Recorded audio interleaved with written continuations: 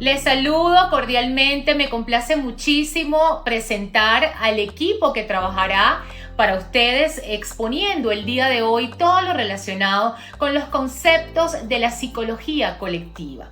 Esa conciencia grupal que trabaja de manera muy poderosa, pero también en la cátedra de sociología tiene por allí unas aristas y unos tips que les vamos a dar de su funcionamiento. Dalai Castillo hablará en efecto de estos tipos de grupos, sus normas, roles y la consensualidad, cómo lograrla. Lucy Daza hablará acerca de las características psicológicas de las masas. Tenemos también a mi compañera Isabel Lander con el liderazgo y los líderes de opinión. Darcy Pérez con liderazgo de medios de comunicación social y el poder de los medios. La psicología de grupos es una disciplina, o en este caso subdisciplina, dentro de la cual, o dentro de la psicología social, su principal objetivo es el estudio, por supuesto, de esas masas o de esos grupos. Para estudiar cómo se establece la alianza grupal o cómo es el comportamiento de manera individual llevado después de cada individuo, y cambiándolo a un comportamiento que se da ya en grupos, es decir, cada uno de ellos hace un aporte y se ve reflejado. Entonces vamos a estudiar la explicación de estos procesos, las relaciones interpersonales, sus roles, sus normas, su cohesión grupal, la interpretación, la percepción que se da en cada uno de ellos, cómo aplica la motivación, que es cómo satisfacer la necesidad de cada uno de los integrantes, por ejemplo, también los objetivos.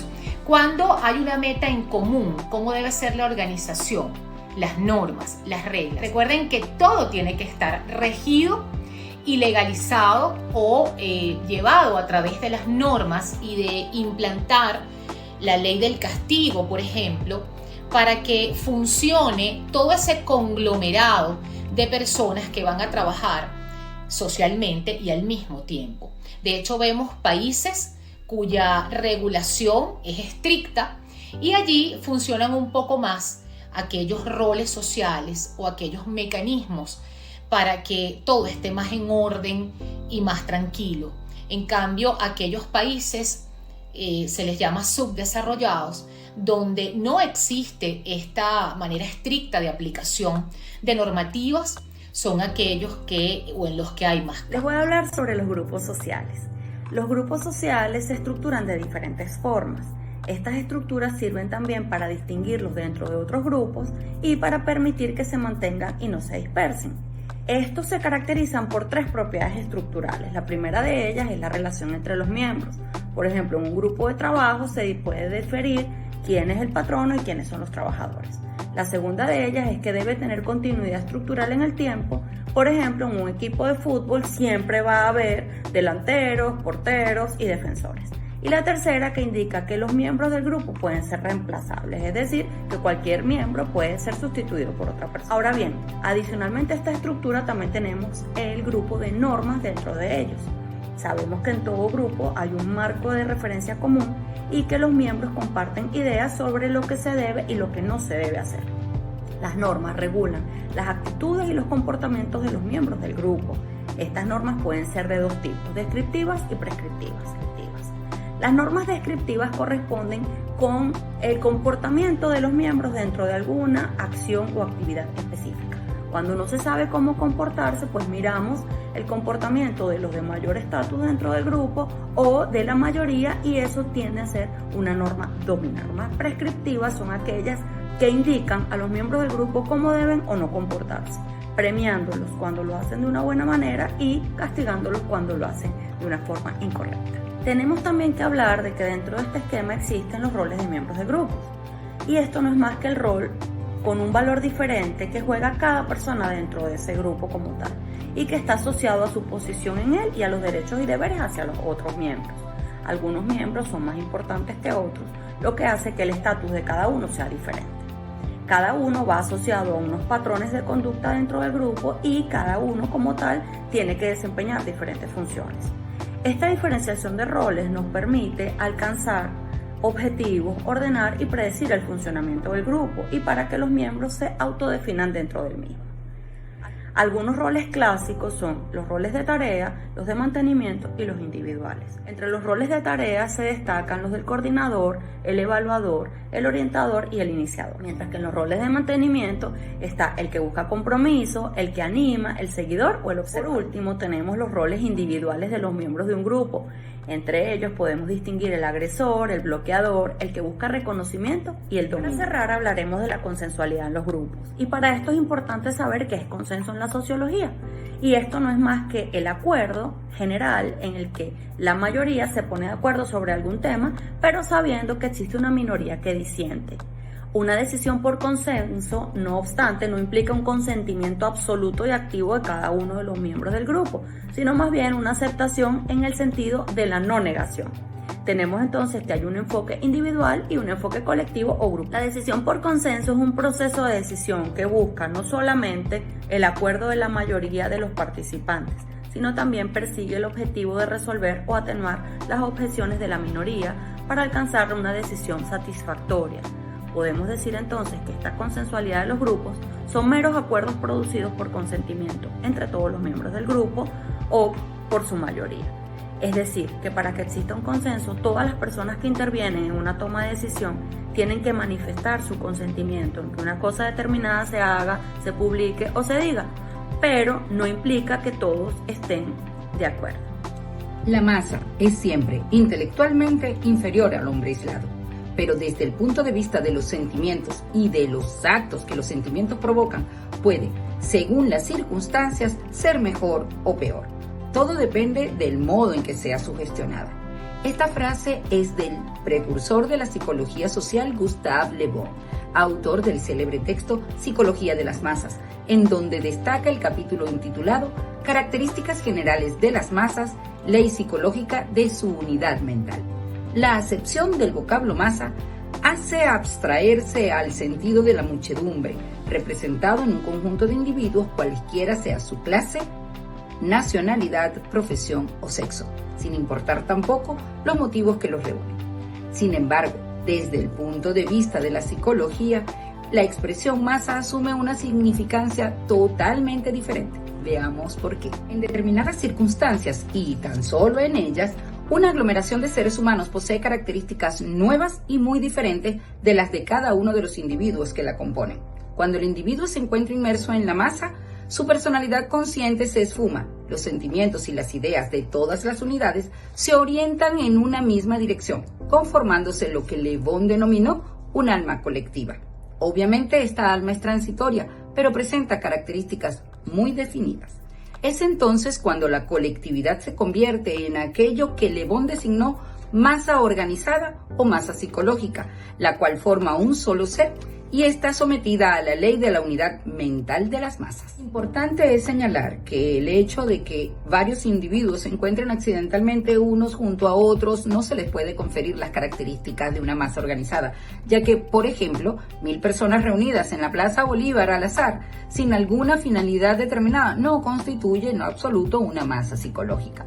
Ahora bien, para adquirir las correspondientes características especiales, se precisa la influencia de determinados excitantes cuya naturaleza se han de determinar a continuación. Impulsividad, movilidad e irritabilidad de las masas, ya que los actos realizados pueden ser perfectamente en cuanto a ejecución, pero al no estar dirigidas por el cerebro, el individuo actúa según los azares de la excitación. La masa, juguete de todos los estímulos exteriores, refleja las incesantes variaciones de los mismos. Es, por tanto, esclava de los impulsos recibidos. El individuo aislado puede hallarse sometido a las mismas excitaciones que el hombre masa, pero cuando su razón le muestra los inconvenientes de someterse a las mismas, no cede. Sugestibilidad y credulidad de las masas. Puede ser muy neutra la masa, pero generalmente esta se encuentra en un estado de atención expectante favorable a su gestión, y la primera sugestión formulada se impone inmediatamente por contagio a todos los cerebros y establece enseguida la orientación. En los seres sugestionados, la idea fija tiende a transformarse en acto. Ya se trate de incendiar un palacio o de realizar un sacrificio, la masa se entrega a ello con idéntica facilidad. Todo dependerá de la naturaleza del excitante y no como el individuo aislado, de las relaciones existentes entre el acto sugerido y las razones que puede oponerse a su realización. Exageración y simplismo de los sentimientos de las masas. Los sentimientos manifestados por una masa, sean estos buenos o malos, muestran la doble característica de ser muy simples y muy exagerados.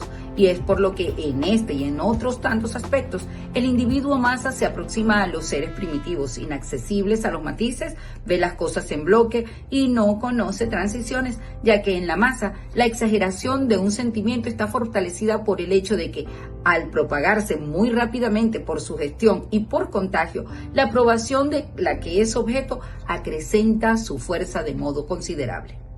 Intolerancia, autoritarismo y conservadurismo de las masas.